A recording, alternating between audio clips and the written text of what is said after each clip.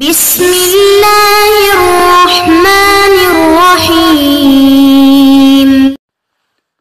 اعوذ باللہ من الشیطان الرجیم۔ یا صاحبی السجن ارباب متفرقون خیر ام اللہ الواحد القہار۔ عزیز طلبہ اکرام، سبق نمبر 72، آیت نمبر 39 سورہ یوسف۔ حضرت یوسف علیہ السلام کا واقعہ چل رہا ہے، اور سورت کا ابتدا میں تمہید تھی ترغیب القرآن 3 آیت کے اندر، اور اس کے بعد آیت نمبر 7 تک تمہید تھی جس کے اندر خواب کا ذکر، اور پھر خواب کی وجہ سے یوسف کے ساتھ دشمنی کا تذکرہ کہ تیرے ساتھ اس خواب کی وجہ سے لوگ دشمنی کریں گے، کیونکہ خواب کے اندر نبوت کی طرف اشارہ تھا۔ پھر پہلا مقام جو آیت نمبر 8 سے شروع ہے آیت نمبر 18 تک، اس میں یوسف کے بھائیوں کا قید، باپ کے ساتھ مکر، اور پھر باپ کے سامنے جا کر جھوٹی قسمیں اور اعتماد کی باتیں کرنا، اور یوسف کو وہاں سے قید کے ذریعے سے باپ سے حاصل کرنا، پھر جھوٹا رونا، اور بدم کذب، جھوٹا خون لے کر قمیص کے ساتھ لگا کر باپ کے سامنے پیش کرنا۔ اس مقام کا حاصل یہ تھا۔ دوسرا مقام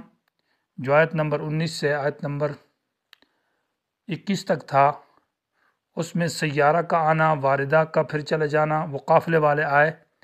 اور اس میں سے واردہ جو پانی لانے والے وہ کنویں میں گئے اور یوسف کو وہاں سے حاصل کیا، اور پھر یوسف کے بھائیوں نے یوسف کو بیچ دیا، اور یوسف کا پھر وہاں سے مصر کی طرف منتقل ہونا، اور مصر کی منڈی میں جا کر فروخت ہو جانا، اور عزیز مصر کے گھر آ جانا، اس کا تذکرہ تھا۔ ولما بلغ اشدہ آتیناہ سے آیت نمبر 22 سے آیت نمبر 29 تک حضرت یوسف علیہ السلام کو اللہ تعالیٰ کی طرف سے سمجھ اور علم عطا کیا گیا، اور پھر حضرت پر ایک اور ترقی کے ساتھ ساتھ مصیبت آئی کہ امراۃ العزیز کی طرف سے جو فتنہ ورغلانہ مراودہ، اور پھر اس میں حضرت یوسف کا اس سے بچنا، اور شہید شاہد من اہلہا، پھر ایک شاہد کی شہادت، اور اس کا تذکرہ تھا۔ گویا کہ یہ تیسرا مقام ہے۔ چوتھا مقام جو ہے وہ آیت نمبر 40 سے آیت نمبر 30 سے آیت نمبر 35 تک ہے، ثم بدا لهم من بعد ما رأوا الآیات لیسجننہ حتی حین تک۔ اس مقام کا حاصل یہ ہے کہ اس میں عورتوں کا زلیخا کے خلاف احتجاج کرنا، بدنام کرنا اس کو، اور اس کی بدنامی کے اسباب، چونکہ زلیخا نے حضرت یوسف کو بدنام کیا تو وہ بھی بدنام ہوئی۔ پھر عورتوں کا دعوت، اور پھر یوسف علیہ السلام کے خلاف ان سب عورتوں کا قید، اور حضرت یوسف کی دعا، ان سے پناہ، اور اختیار المصیبت علی المعصیت کا ذکر تھا کہ حضرت یوسف نے مصیبت جو جیل ہے اس کو اختیار کیا اور معصیت سے اپنے آپ کو بچایا۔ ودخل معه السجن فتیان، آیت نمبر 36 سے آیت نمبر 42 تک یہ 5واں مقام ہے، جس میں حضرت یوسف علیہ السلام کا جیل میں جانا، اور جیل کے اندر 2 ساتھیوں کا خواب اور اس کا تذکرہ، اور یوسف علیہ السلام کی ان کو دعوت توحید کی اور خواب کی تعبیر۔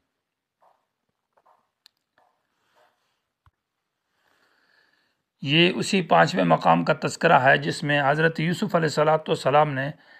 خواب کی تعبیر سے پہلے ان کو ایک معجزہ دکھایا کہ کھانا آنے سے پہلے میں آپ کو بتاتا ہوں کہ کون سا کھانا ہے۔ گویا کہ یہ حضرت کی نبوت پر ایک معجزہ تھا، اور پھر اس کے بعد بیان کیا کہ میں نے مصر والوں کے مذہب سے اعراض کیا، اس میں شرک ہے، اور میرا مذہب جو ہے نا وہ ابراہیم، اسحاق، یعقوب کا مذہب ہے،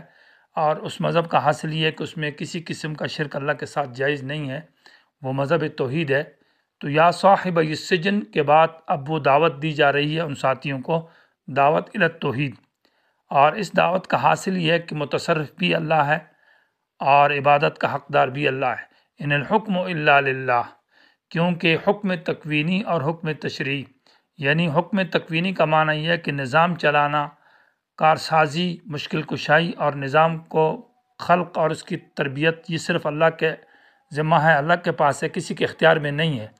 تو لہذا عبادت بھی اللہ کا حق ہے کہ حکم تشریع جو ہے وہ بھی اس کا بنانے والا بھی اللہ ہے، مقنن اللہ ہے اور شارع اللہ ہے، انسان نہیں بن سکتا۔ لہذا اللہ کو چھوڑ کر دوسرے الہوں کی عبادت کرنا یہ جائز نہیں ہے، اس لیے کہ ان کے اندر اختیار بھی نہیں ہے، قدرت اور تصرف کے مالک بھی وہ نہیں ہے، اور اس کے اوپر کوئی دلیل منزلہ بھی نہیں ہے۔ تو اس دعوت کا ابھی ذکر ہے یا صاحب السجن سے، اے جیل کے ساتھیوں، ارباب متفرقون، کیا بہت سارے حاجت روا جو کہ مختلف ہوں، خیر بہتر ہے، ام اللہ الواحد القہار، یا ایک اللہ جو ایک ذات ہے اور جو اپنی قوت میں غالب اور اپنے تصرف میں غالب ہے۔ ما تعبدون من دونہ الا اسماء، تم نہیں بندگی کرتے اللہ کے سوا مگر صرف ناموں کی، سمیتموہا، جن کو تم نے گھڑ رکھا ہے اور تمہارے آباء و اجداد نے، ما انزل اللہ بہا من سلطان، اللہ نے نہیں اتارا ان اسماء اور ان خداؤں کی عبادت کے اوپر من سلطان، ان کوئی دلیل، ان الحکم الا للہ، نہیں ہے اختیار اور حکومت مگر صرف اللہ ہی کے پاس ہے۔ امرا، اللہ نے فیصلہ اور حکم کیا، اللہ تعبدو الا ایاہو، کی عبادت اللہ کے سوا کسی کی نہ کرو۔ ذالک الدین القیم، یہ صرف اللہ کی عبادت کرنا یہ دین مضبوط ہے دلائل کے ذریعے، لیکن اکثر لوگ سمجھتے نہیں۔ حضرت نے دعوت شروع کی تو یا صاحبی السجن، گویا کہ بہت خیر خواہ انداز ہے کہ اے میرے جیل کے رہنے والوں، میرے ساتھیوں، کیونکہ جیل میں تو سب لوگوں کے ساتھ رہن سہن میں اکٹھا ہوتا تھا، تو انتہائی محبت والا انداز، اور جس انداز کے اندر شفقت اور الفت کا معنی پایا جاتا ہے، اس انداز سے خطاب کر کے دعوت دیا۔ کسی داعی کو یہ نہیں چاہیے کہ وہ مخاطبین کو طنز کے انداز سے اور برے انداز سے وہ خطاب کرے، ہاں اس کو بہت اچھے الفاظ کے ساتھ جس سے ان کی محبت دل میں بیٹھ جائے۔ یہ صاحبین اصل میں صاحبین تھا، تثنیہ ہے، نون اضافت کی وجہ سے گر گیا تو یا صاحبی السجن ہو گیا۔ ارباب، ارباب جمع رب کی بمانا حاجت روا، بہت سارے خدا جن کی جو پرستار ہوں، جن کی عبادت کی جاؤ۔ متفرقون مانا مختلف ہے، کوئی مثال طور پر کسی کو کہتے ہیں گنج بخش، خزانہ دینے والا، کسی کو داتا بخش، اور کسی کا نام ہے بیٹیاں دینے والا، کوئی ہے بیٹے دینے والا، کوئی ہے بیویاں دینے والا، کوئی ہے بیماریاں دور کرنے والا، اس طرح مختلف نام انہوں نے بنائے تھے۔ ارباب متفرقون، ہاں کسی کوئی بت کی ہے، کوئی قبر کی ہے، کوئی درخت کی، مختلف ان کے خدا اور حاجت روا بنائے ہوئے، تو وہ بہتر ہیں خیر ام اللہ، یا ایک اللہ الواحد جو ایک ذات ہے، القہار جو غالب ہے اور جس کا نظام چلتا ہے وہی ہے۔ ما تعبدون، تم نہیں عبادت کرتے، بندگی کرتے، جھکتے، من دونہ ہی، اللہ کے سوا، الا اسماء، مگر صرف ناموں کی، یہ تو تم نے نام بنائے ہوئے کہ یہ داتا بخش ہے، یہ پیر بخش ہے، اور یہ گنج بخش ہے، یہ فلاں ہے، سمیتموہا، یہ نام تم نے رکھے ہیں، یعنی ان کو تم نے گھڑا ہے اپنی طرف سے کہ فلاں بیماری فلاں کا ذمہ دار ہے، یہ شفا دیتا ہے، یہ آنکھوں کی شفا دیتا ہے، اس طرح لوگوں نے اپنے نام گھڑ رکھے۔ انتم وآباؤکم ما انزل اللہ بہا من سلطان،